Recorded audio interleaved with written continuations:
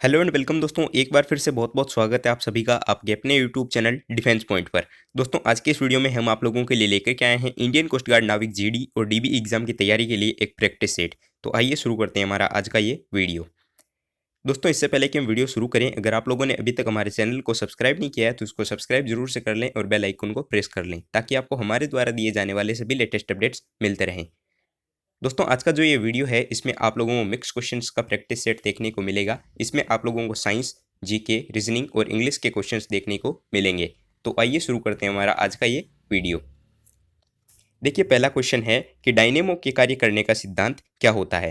तो डायनेमो क्या होता है सबसे पहले बात करते हैं। तो डायनेमो एक प्रकार का यंत्र होता है जो कि यांत्रिक ऊर्जा को विद्युत ऊर्जा में बदलता है। ठीक है, जैसे कि आप लोगों ने देखा होगा विद्युत जनरेटर और विद्युत मोटर में। ठीक है, और डायनेमो जो होता है वो विद्युत चुंबकीय प्रभाव के सिद्धांत पर कार्य करता है। इसको जो है इलेक्ट्रोमैग्नेटिक इफेक्ट भी कहा जाता है। तो इस क्वेश्चन का करेक्ट आंसर होगा ऑप्शन नंबर बी, विद्युत चुंबकीय प्रभाव। आइए देखते हैं अगला प्रश्न। तो अगला प्रश्न है कि ट्रांसफॉर्मर के क्रोड बनाने के लिए निम्नलिखित पदार्थों में से कौन सा अधिक उपयुक्त माना जाता है। तो ट्रांसफॉर्मर की कोड जो है उसको बनाने के लिए जो है सबसे उपयुक्त पदार्थ माना जाता है नरम लोहा, यानी कि सॉफ्ट आयरन। तो इस क्वेश्चन का करेक्ट आंसर होगा ऑप्शन नंबर ए, नरम लोहा। देखिए अगला प्रश्न है कि चुंबकीय सुई सदैव किस दिशा में संकेत करती है। तो चुंबकीय जो सुई होती है वो सदैव हुई उत्तर दिशा की ओर संकेत करती है। तो इस क्वेश्चन का करेक्ट आंसर होगा ऑप्शन नंबर बी, उत्तर दिशा। देखिए अगला प्रश्न है कि जीवाणु की खोज किसने की थी। तो जीवाणु की खोज जो है वो ल्यूवेन हॉक के द्वारा की गई थी। तो इस क्वेश्चन का करेक्ट आंसर होगा option number B, Leeuwenhoek. देखिए अगला प्रश्न है कि विज्ञान की वह शाखा न्यूरोलॉजी से कौन सा अंग का अध्ययन किया जाता है। यानी कि विज्ञान की एक शाखा है न्यूरोलॉजी जिसमें किस चीज़ का अध्ययन होता है। तो विज्ञान की शाखा न्यूरोलॉजी में जो है वो स्नायु तंत्र यानी कि नर्वस सिस्टम का अध्ययन किया जाता है। न्यूरोलॉजी में जो है वो नर्वस सिस्टम का अध्ययन होता है जिसको हिंदी में स्नायु तंत्र कहा जाता है। तो इस क्वेश्चन का करेक्ट आंसर होगा ऑप्शन नंबर ए, स्नायु तंत्र।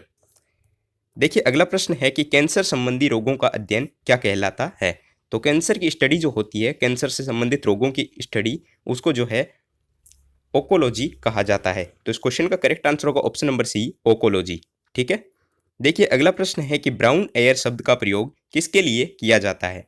तो ब्राउन एयर शब्द जो है वो प्रकाश रासायनिक धुएं के लिए जो है वो प्रयोग में लाया जाता है, फोटोकेमिकल स्मोक।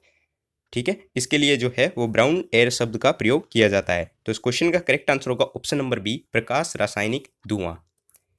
देखिए अगला प्रश्न है कि एसिड रेन पर्यावरण में निम्न प्रदूषण से होती है। यानी कि अम्ल वर्षा जो है वो कौन से प्रदूषण के कारण होती है। ठीक है, तो अम्ल वर्षा जो है वो नाइट्रस ऑक्साइड और कार्बन डाइऑक्साइड के कारण होती है। ठीक है, तो नाइट्रस ऑक्साइड और कार्बन डाइऑक्साइड जो है इनके प्रदूषण के कारण अम्ल वर्षा होती है। अम्ल वर्षा का इफेक्ट जो है आप लोगों को खेती में देखने को मिलता है। इसके अलावा जो है आप लोगों को ताजमहल का भी आजकल पता होगा, आपके एग्जाम में काफ़ी बार क्वेश्चन पूछा जाता है कि ताजमहल का रंग किसके कारण काला पड़ रहा है। तो देखिए ताजमहल जो है वो संगमरमर से बना हुआ है, लेकिन अम्ल वर्षा जब होती है तो उसका इफेक्ट जो है वो ताजमहल पर भी पड़ता है जिसके कारण ताजमहल काला हो रहा है। ये क्वेश्चंस भी आपके एग्जाम में आ सकता है, इसलिए इसको भी आप ध्यान में रखेंगे। आइए देखते हैं अगला प्रश्न। तो अगला प्रश्न है कि हीराकुंडा बांध परियोजना किस राज्य में स्थित है। तो हीराकुंडा बांध परियोजना जो है वो आपके उड़ीसा में स्थित है। तो इस क्वेश्चन का करेक्ट आंसर होगा ऑप्शन नंबर सी, उड़ीसा। अगला प्रश्न है कि विश्व प्रसिद्ध खारे जल की झील सांबर झील किस राज्य में स्थित है।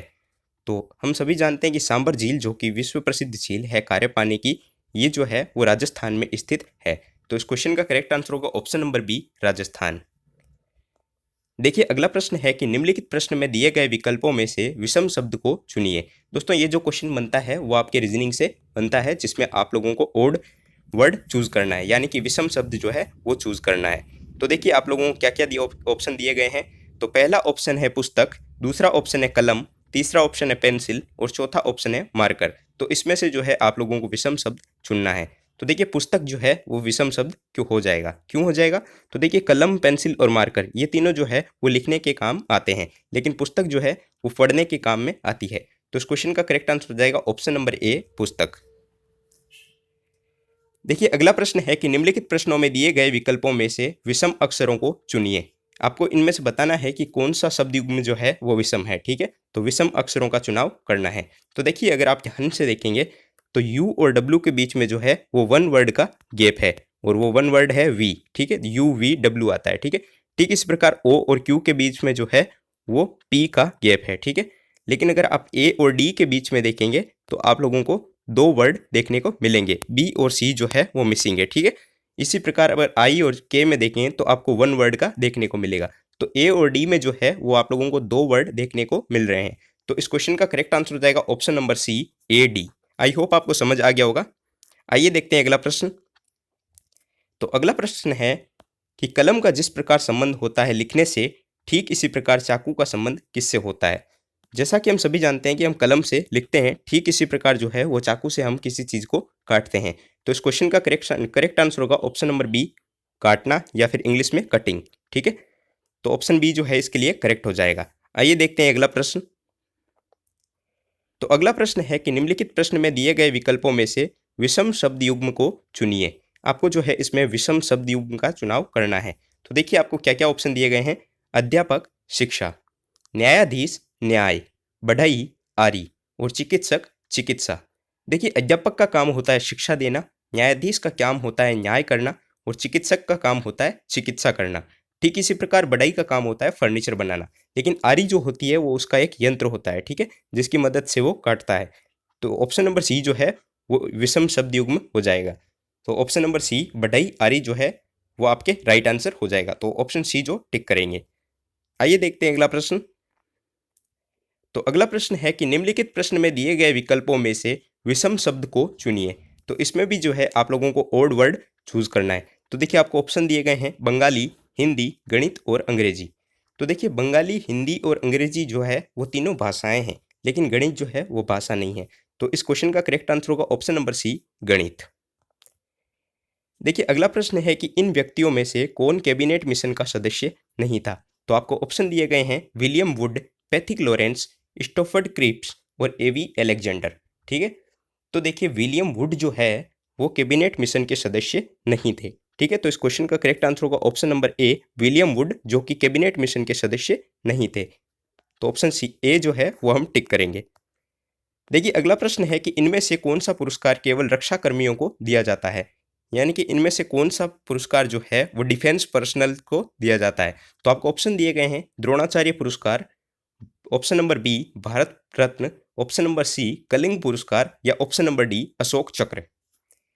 देखिए अशोक चक्र जो है वो केवल और केवल रक्षा कर्मियों को दिया जाता है। तो इस क्वेश्चन का करेक्ट आंसर होगा ऑप्शन नंबर डी, अशोक चक्र।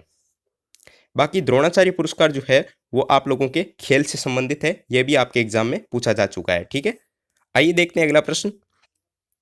तो अगला प्रश्न है कि इनमें से किस विषय पर नोबेल पुरस्कार नहीं दिया जाता है। दोस्तों काफी ज्यादा इंपॉर्टेंट क्वेश्चन हो जाता है, तो इसको ध्यान से देखिए कि इनमें से कौन से विषय पर जो है वो नोबेल पुरस्कार नहीं दिया जाता है। तो नोबेल पुरस्कार जो है वो रसायन में दिया जाता है, चिकित्सा में दिया जाता है और अर्थशास्त्र के क्षेत्र में भी दिया जाता है। लेकिन नोबेल पुरस्कार जो है वो गणित के क्षेत्र में नहीं दिया जाता है। तो इस क्वेश्चन का करेक्ट आंसर होगा ऑप्शन नंबर डी, मैथमेटिक्स या फिर गणित।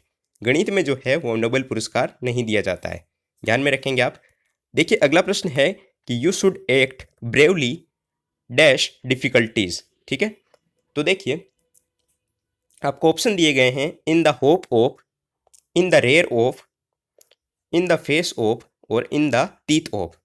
तो देखिए you should act bravely in the face of difficulties, ठीक है। चुनौतियों को जो है वो सामना करना चाहिए, ठीक है। तो इसका क्वेश्चन का करेक्ट आंसर होगा option number C, in the face of difficulties, ठीक है। तो इस क्वेश्चन का करेक्ट आंसर हो जाएगा option number C, in the face of. देखिए आज के इस वीडियो का लास्ट क्वेश्चन है it's time to dash our bylaws. तो देखिए इस क्वेश्चन में आप लोगों को जो है वो राइट स्पेलिंग चूज करनी है, ठीक है। यानी कि इनमें से जो है वो कौन सी स्पेलिंग यहाँ पे आएगी। तो देखिए it's time to amend our bylaws, ठीक है। तो इस क्वेश्चन का करेक्ट आंसर होगा option number A, amend. Amend का अर्थ होता है सुधार करना। तो इस क्वेश्चन का करेक्ट आंसर हो जाएगा option number A, it's time to amend our bylaws, ठीक है। तो ऑप्शन नंबर जो है ए वो टिक करेंगे। आई होप आपको सारे प्रश्न समझ आ गए होंगे और आप लोगों ने वीडियो पूरा देख लिया होगा। दोस्तों इस वीडियो को अगर आप लोगों ने अभी तक लाइक नहीं किया है तो वीडियो को लाइक जरूर से कर दीजिएगा, और चैनल को सब्सक्राइब नहीं किया है तो उसको सब्सक्राइब करना मत भूलना, ठीक है। अगर आप लोगों को इन प्रश्नों की पीडीएफ चाहिए तो आप लोग जो है हमारे टेलीग्राम चैनल को ज्वाइन कर सकते हैं, जिसकी लिंक भी आपको नीचे डिस्क्रिप्शन बॉक्स में दी गई है। मिलते हैं अगले वीडियो में, तब तक के लिए जय हिंद।